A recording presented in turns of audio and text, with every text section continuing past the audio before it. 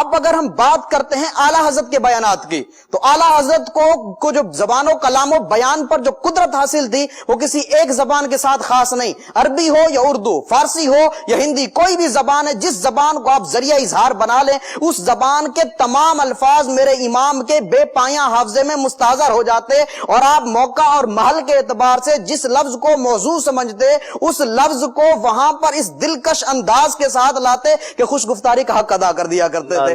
آپ کا کلام بھلے وہ نثر کے اندر ہے یا نظم کے اندر ہے، اشفاق بھائی آپ کو امام اہل سنت کے کلام میں بھلے وہ نثر کے اندر ہے یا نظم کے اندر ہے، ان تمام کلاموں کے اندر مسجع الفاظ کی لڑیاں اور مکفہ جملوں کی ایسی مالائیں ملیں گی کہ بندے کی عقل دنگ رہ جاتی ہے۔ آپ دیکھیں فتاوی رضویہ کا سب سے پہلا عربی خطبہ یہ سب سے زیادہ حیرت انگیز ہے، حیرت انگیز عربی خطبہ ہے، اور یہ بلا شبہ فصاحت و بلاغت کا ایک اچھوتا شاہکار ہے، دلکش اشارات، روشن تلمیحات، خوبصورت استعارات اور خوشنما تشبیہات پر مشتمل اس فصیح و بلیغ، بے مثال و بے نظیر، حسین و جمیل خطبے کی خصوصیت یہ ہے کہ اس کے اندر خطبے کے تمام لوازمات و مناسبات، یعنی جو لوازمات ہوتے ہیں حمد باری تعالیٰ ہے، نعت مصطفیٰ ہے، مدح صحابہ ہے، آقا علیہ السلام پر صلاۃ والسلام، آقا علیہ السلام کی آر پر درود و سلام، یہ تمام چیزیں جو ہے وہ کتب فقہ اور ائمہ کے ناموں سے ادا کی گئی ہیں، یعنی کتب فقہ کے نام اور ائمہ کے ناموں کو اس انداز میں ترتیب دیا گیا ہے کہ کہیں حمد کے گنچے چٹک اٹھے ہیں تو کہیں نعت کے پھول کھل اٹھے ہیں، کہیں منقبت کے گجرے تیار ہو گئے ہیں تو کہیں درود و سلام کی ڈالیاں بن گئی ہیں، تو اس انداز میں اس کو لایا گیا ہے۔ آپ امام اہل سنت کا ایک خطبہ اٹھا کر دیکھیں، آپ فرماتے ہیں الحمدللہ هو الفقہ الاکبر والجامع الکبیر لزیادات فیضہ المبسوط الدرر الغرر بالہدایہ ومنہ البدایہ والیہ النہایہ بحمد الوقایہ ونقایۃ الدرایہ وعین العنایہ وحسن الکفایہ۔ حمد ہو گئی، والصلاۃ والسلام علی الامام الاعظم لرسل الکرام مالکی وشافی احمد الکرام یقول الحسن بلا توقف محمد الحسن ابو یوسف وانہ الاصل المحیط لکل فضل بسیط ووجیز ووسیط البحر الزخار والدر المختار وخزائن الاسرار وتنویر الابصار وفتح القدیر وزاد الفقیر وملتقى الابحر ومجمع الانہر وکنز الدقائق وتبین الحقائق والبحر الرائق منہ یستمد کل نار فائق فیہ المنیۃ وبہ الغنیۃ ومراق الفلاح وامداد الفتاح وإیداء الاصلاح ونور الإزاء وکشف المزمرات وحل المشکلات والدر المنتقى وینابع المبتغى وتنویر البصائر وظواہر الجواہر البدائع النوادر المنزہ وجوبا عن الاشباح والنظائر مغنی السائلین ونصاب المساکین الحاوی القدسی لكل کمال قدسی وانسی الکافی الوافی الشافی المصفى المصطفى المستصفى المجتبى المنتقى الصافی عدۃ النوازل وانفع الوسائل لاسعاف السائل بعیون المسائل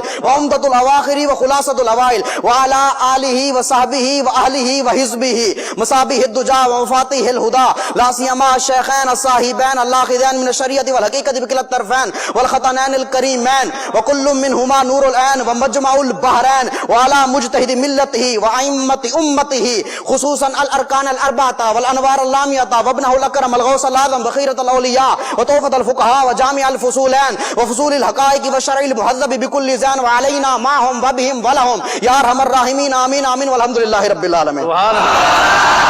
اندازہ لگائیں اشفاق بھائی، یہ خطبہ ہے امام اہل سنت کا، اس خطبے کے اندر حمد ہے تو کمال کی حمد ہے، نعت مصطفیٰ ہے تو بے مثال ہے، منقبت ہے تو بے مثال ہے۔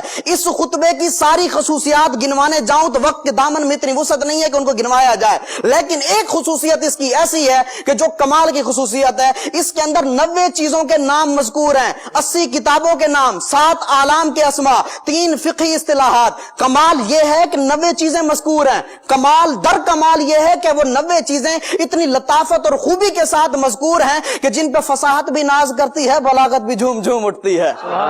ایسا کمال کر دیا ہے، پڑھنے والا حیران مگر ان کے بختوں پہ نازاں دکھائی دیتا ہے، یعنی ایسا کمال کر دیا امام اہل سنت نے اس خطبے کے اندر۔ آپ حمد دیکھیں، الحمدللہ والفقہ الاکبر والجامع الکبیر لزیادات فیضہ المبسوط الدرر الغرر، یہ آگے چلتے چلے جائیں، یہ سارے کتابوں کے نام ہیں۔ اس کے بعد آ جائیں کہ یہ والا جو آپ نے ان کے نام لیے، امام شافعی کا نام لیا، اب داغ پر معنی پتہ کیا ہے؟ والصلاۃ والسلام علی الامام الاعظم، درود و سلام تمام یعنی انبیاء کے امام اعظم یعنی نبی اکرم پر، نعت بھی ہے اور امام اعظم کا ذکر بھی ہے، ذکر بھی آ گیا، دو چیزیں۔ اب دیکھیں مالکی، وہ میرے مالک ہیں، آقا کریم میرے مالک ہیں، امام مالک کا ذکر آ گیا۔ شافعی، یہاں ذو معنویت، عقیدے کی وضاحت بھی کر دی کہ آقا کریم شفاعت فرمانے والے بھی ہیں, میری شفاعت کرنے والے بھی ہیں. اس سے آگے بھی عقیدے بیان کر دی. یہاں پر دیکھیں کمال کر دیا امام اہل سنت نے. آقا علیہ السلام وجہ کائنات ہیں, مبدأ کائنات ہیں, اصل کائنات ہیں, یہ ہمارا عقیدہ ہے. اس کو فإنہ الأصل المحیط لكل فضل بسیط ووجیز ووسیط یہاں سے دیکھیں بیان کر دیا. اور اس سے پہلے امام اعظم کے جو 3 شاگرد ہیں, اس ایک جملے کے اندر یقول الحسن بلا توقف محمد الحسن ابو یوسف, تینوں شاگردوں کے نام آ گئے. یہاں پر دیکھیں یہ نعت ہو گئی. منقبت کیسے ہے,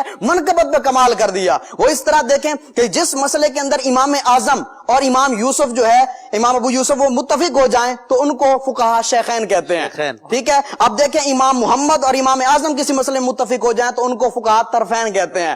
اور جہاں پر امام ابو یوسف اور امام محمد متفق ہو جائیں تو ان کو صاحبین کہا جاتا ہے. اب یہ تینوں کو شیخین, طرفین اور صاحبین, یہ 3 اصطلاحیں ہیں نا. اب یہاں پر اس کو حضرت صدیق اکبر رضی اللہ تعالیٰ عنہ اور حضرت عمر رضی اللہ تعالیٰ عنہ پر منطبق کیا ہے. وہ کس طرح منطبق کیا ہے؟ فرمایا لا سیما الشیخین الصاحبین الاخذین من الشریعت والحقیقت بکلا الطرفین. فرمایا ان 2 بزرگ ساتھیوں پر جو شریعت و حقیقت کے کناروں کو تھامنے والے ہیں. یہاں پر وہ 3 اصطلاحیں بھی آ گئی. منقبت ہو رہی ہے, یہ منقبت ہو رہی ہے بزرگوں کی. اور پھر ساتھ میں یہ شرعی اصطلاحیں بھی بیان ہو, شرعی اصطلاحیں بھی بیان ہو گئی. اندازہ لگائیں کمال کا خطبہ ہے. جس امام کے خطبے کا یہ عالم ہو, اس کے خطاب کا, اس کی کتاب کا, اس کے ملفوظات کا عالم کیا.